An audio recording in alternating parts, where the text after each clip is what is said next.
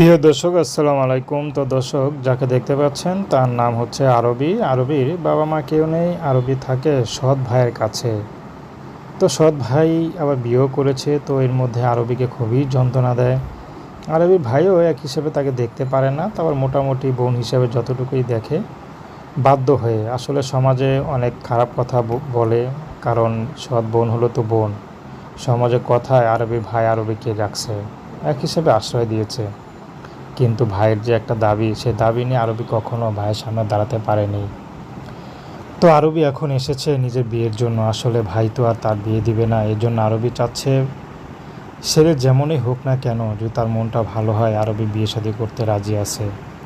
কারো আরবির দুঃখ কষ্টের মাঝে যদি কোনো মানুষ দাঁড়াতো, তাহলে আরবি নিজেকে ধন্য মনে করতো। হোক না সে বিবাহিত, সমস্যা কী, হোক সে বয়স্ক, তাতে যায় আসে না। যদি তার দুঃখ কষ্টে ভাগ নিতে পারে, আরবি তার পাশে সারা জীবন থাকতে পারবে। তো দর্শক, এই ছিল আরবির জীবনের সংক্ষিপ্ত জীবন কাহিনী। তো প্রেম ভালোবাসা বিয়ে শাদী করা একান্ত আপনাদের ব্যক্তিগত ব্যাপার। আসুন আমরা ৫ ওয়াক্ত নামাজ পড়ি, দেশের সেবা